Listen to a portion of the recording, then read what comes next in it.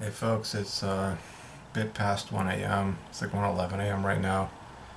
And just in my room, I went out and ran twice tonight. I don't think I'm gonna go out again, it's just way too late. But um, I'm really not sure if I'm gonna throw in some calisthenics or so, but I have been losing some weight. I weighed myself last Saturday and I was 187.8. I weighed myself this morning, I'm 183, so most of that's probably water weight, but I do want to do an actual video where I show you me measuring myself, so there's actual like video evidence. But um, I may fluctuate a bit. I mean, I eat or I drink and put on a pound or two or three or whatever, and then of course I go run and it drops. But or I go to sleep. And your body naturally dehydrates while you're asleep, so therefore you lose some weight and you get more towards your true weight. But it's day 6 now since the last relapse, and obviously I've been struggling for motivation to make videos. But one thing I really want to talk about, right now for this video, it's been something that's been on my mind for the last few days or so. I'll explain the context of it. Um, I really haven't gotten to the topic of religion per se, but at this point, I've made so many videos. There's folks who are following me. I might as well just be straight up about it. I'm Muslim, okay? And I have a girlfriend. She's Muslim. It's a long distance relationship. We've been together for 3 years and 3 months. And it's at the point where, assuming I get my life together, I want to get married. And we want to get married. And at the same time, there's some holdovers from about a year ago. Basically, I think I may have mentioned this in passing before, but I really don't know. I know I've talked about it on some live chats or so, commenting on other folks' chats, but a year ago there was another girl who was from the same country as my girlfriend, and she apparently was into me for some reason. I don't know, but she found that I have a girlfriend from the same country and was all intrigued about that and was after me and that sort of thing. And there was some temptation there, definitely. Maybe a little bit of flirtation, to a certain extent, but I never really did anything. No kissing, no hugging, no holding hands, no going out on dates with this other girl. It's kind of being tempted, let's just put it that way, to give it a go with her because she's, an engineering student, attractive, from the same background, all these sorts of things, all these positives you could say. But not only did I have my morals and my integrity that I was, that would be at stake, and that's been like one of, if not the biggest thing that I've held, as a source of pride for myself, that I have these morals and I'm not going to go against them or compromise them. Definitely not in a conscious, state, that sort of thing. And given that I'm straight edge, there's no real excuse of, oh, I was drunk or I was high, or I was effed up or whatever. So, I didn't act on them. But I also found out some stuff about her that kind of put her in a negative light in my mind, this other girl. And so I didn't pursue things with her, and things just kind of petered out, so to speak. And I failed in the class. I got put behind by a year. She didn't fail, so she moved to the next level. Next semester I saw her. There was more temptation, but I didn't go ahead with things. And she used to wear the headscarf. Used to seem somewhat religious to a certain extent, small extent. Maybe living a double life, to put it lightly, but nothing, I guess, 100%, to the complete extreme. And anyway, so the spring semester passes, summer passes, school starts up again, and I end up seeing her on campus. She's no longer wearing the scarf. She's walking and talking with some guy, and I get kind of this shock, wow, it's kind of like before my eyes. I'm seeing the sort of often discussed on web boards or forums, but never really seen, with your own eyes. Story of the quote unquote good girl the good girl turning bad or going bad or just completely throwing everything out the window and that sort of thing. And maybe you know, maybe I'm going with too much of a symbolic interpretation. Maybe all it is that she's just taking out the scarf and not wearing it, and it's nothing more than that. But in my experience and in the experience of other folks, when a girl like that does a certain thing, it's not just a matter of taking out the scarf. It's going 100% the opposite direction. 180 degrees, and getting into alcohol, drugs, sex outside of marriage, all this sort of stuff. And maybe this is me being too hard on myself, and I have sort of maybe an internalized Captain Save-A-Ho mentality. Something that maybe I got from my father. As much as I love and respect him and I look up to him, and I've gotten so much of my morals and beliefs from him, in terms of respecting women, treating them, decently, being kind to them, being accepting, understanding, things of that nature. But he's been kind of a Captain Save-A-Ho in many ways. With regards to my mother, you could say, with her alcoholism and past boyfriends and things of that nature. But I have this sort of like guilt or guilt complex now that's really come to the fore, where I kind of feel like, and this is kind of one of the dilemmas of trying to have morals or morality, practice ethics, really live a virtuous life. I find is that it's kind of like I was in this dilemma, and I feel that even though from one angle I made the right decision, it was almost like I have this mentality of like, if I had someone gotten into a relationship with the other girl, that I could have quote unquote saved her from poor decisions or from these effects, kind of saved her from becoming what I'm assuming is a slut, could have saved her from going onto the, as they call it in the manosphere, or MGTOW, the cock carousel,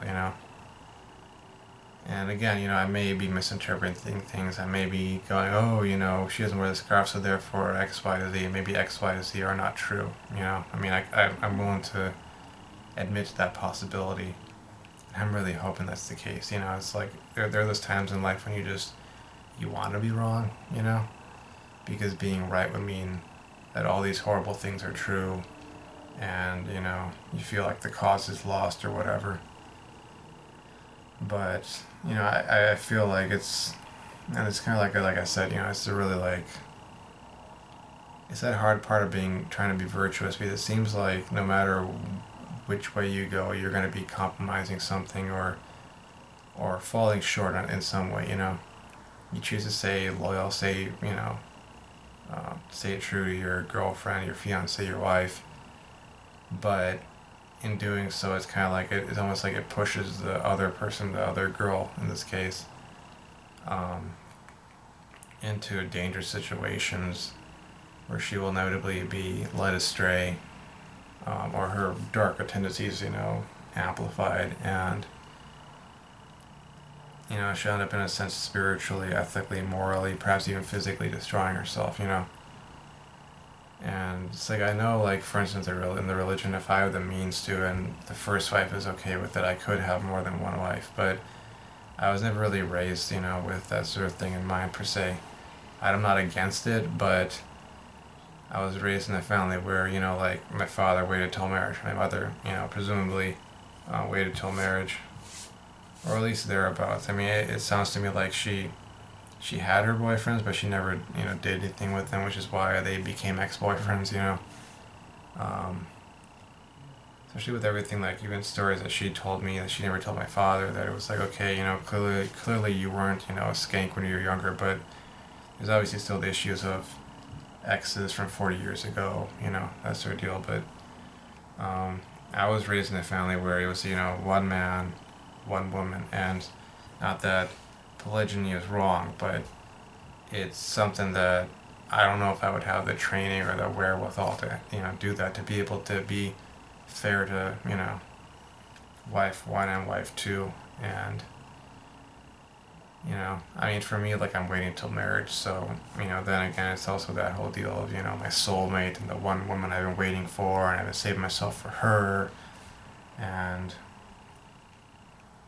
I don't know if psychologically I'll be able to do that, you know, do the whole multiple wives, because wife number one would be, like, my first, you know, and then it's like wife number two, well, what if she was still a virgin, or what if she was, like, you know, a former carousel rider, you know, so to speak.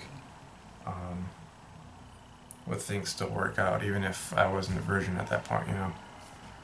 But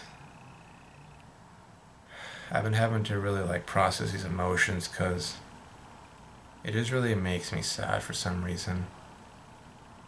I think I've had this sort of like, maybe some people call it a hero complex or so, but I've had this sort of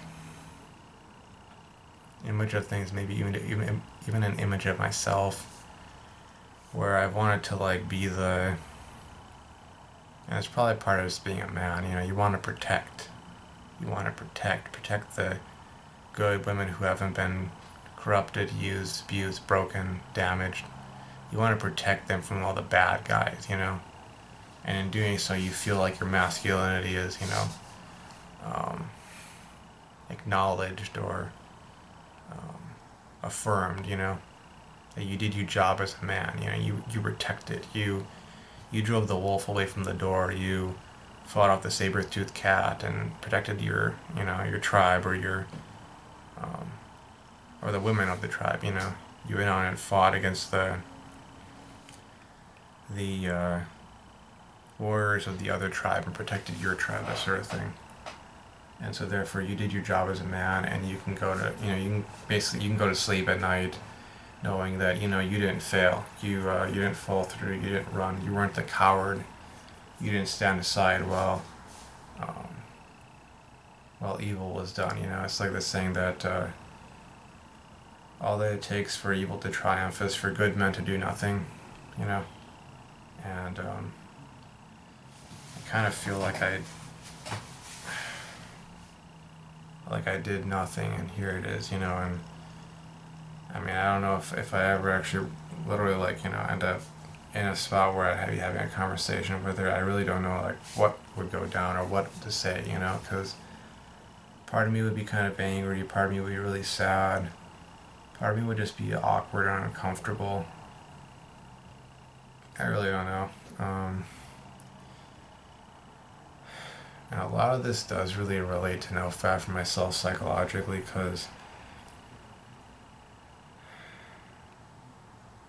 growing up I would have conversations with my father, and I'm probably very much lucky as a, you know, as a person having grown up and young adult, you know, now in my 30s, being able to have these conversations with my father, that my father was around and is still around, and he's been, you know, what I would consider a real man. But he would tell me about his life and things that, whether he said it or not, were kind of like sources of regret, you know? And I've had that fear I've carried with myself, and I'm pretty sure it's something that most men have, you know? The fear of ending up like that, with regrets. Feel that you married the wrong person.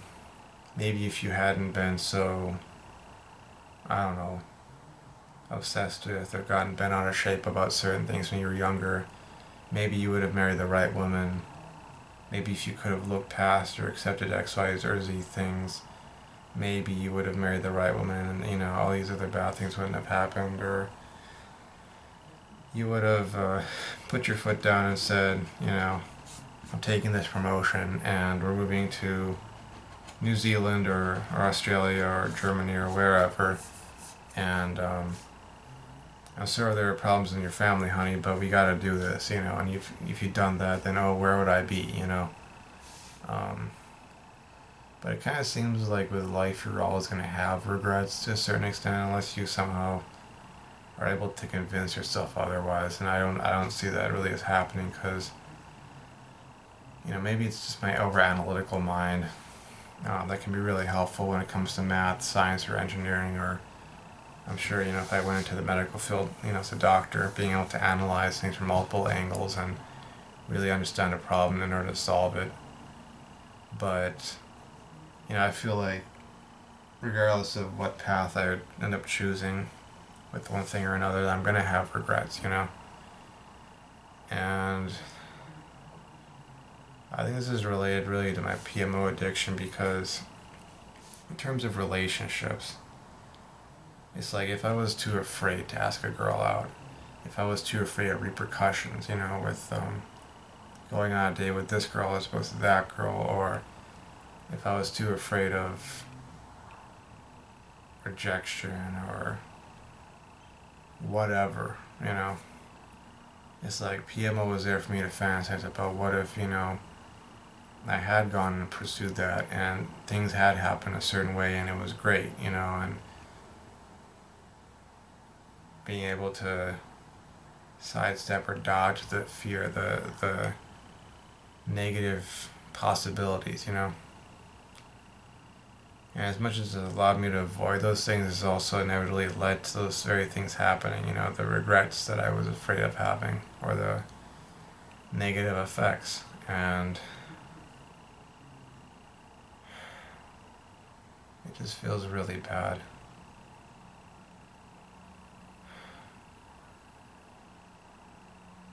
I suppose I feel that being on Nofap, waiting until marriage, being straight edge, it's all been a part of like my own little like spiritual conflict or war with evil in all its forms. Whether it's manifested through an individual doing things, especially they thought that doing evil or sinful or unvirtuous things were funny or fun or something that you do when you were younger so you can get your kicks or whatever, like whether it was that or it was like something more like abstract. Like I feel like I've been this sort of warrior against evil in some sort of grandiose sense, and whenever this kind of stuff happens, it kind of feels like in some sense being defeated. Maybe that's a weird way of looking at things. Maybe it's not the correct way of looking at things. I'm not really sure. Because I have a certain amount of care for other people, women in general. Maybe I've put them on a pedestal for too long in my life. But especially when it comes to women of my faith, living in the West, for instance, I kind of feel sort of protectiveness of them in particular. I do feel protectiveness of women in general. And again, that's my male nature. I want to protect. I want to defend those who can't defend themselves against the saber-toothed tiger, against the monster in the darkness. It's like the Night's Watch in Game of Thrones. I am the sword in the darkness. I am the watcher on the walls. I am the shield that guards the realms of men. I want to be that brother of the Night's Watch who goes off into the tundra of the lands beyond the wall, and even though I'm a mortal man, I'm the one taking the fight to the otherwise undefeatable or overpowering White Walkers, the Whites, the Army of the Dead. I'm the one holding them at bay at the very least. Buying everyone else time to put together the war effort for the Great War. I'm doing that sort of thing. Part of me's wanting to live that kind of a life, and I've seen so many of these things from that perspective. And whether it gives me flack or hate or I lose whatever because of it, I know I've definitely had to distance myself from folks who don't see things from that angle. And that's their prerogative, that's their choice. We're all human beings, and we have a right to an opinion at the very least. But like I've said in the past, a lot of these vlogs is me getting things off my chest and processing emotions and whatnot, because for me, the PMO addiction has been a way of avoiding that kind of stuff. Avoiding having to process anxiety, depression, stress, feelings of guilt, all that kind of stuff, you know, past traumas and so on, you know. And that's why I feel like I can do no-fap videos that aren't necessarily literally about, hey guys, I didn't beat off today, you know. It's more like me going into, you know, deeper issues. I mean, it's like I look at Matt's What It Is, his channel, and you know, he talks about his dating life or lack thereof, you know, and all the drills he goes through, and it's like, for him, that's his underlying issue.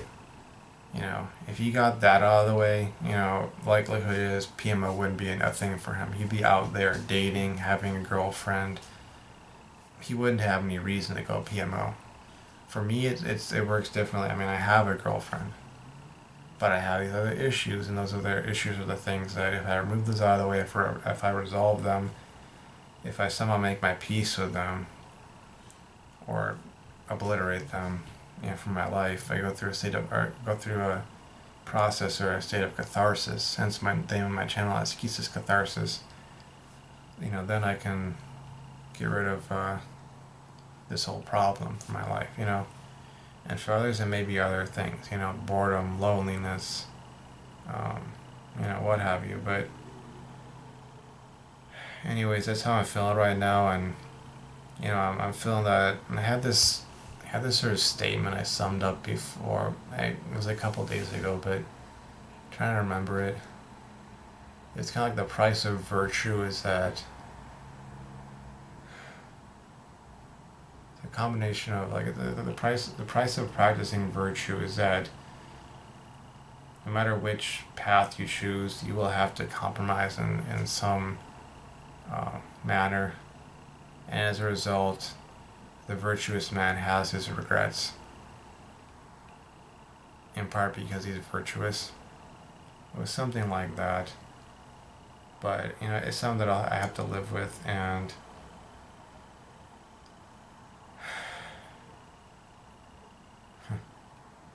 definitely brings its problems with it.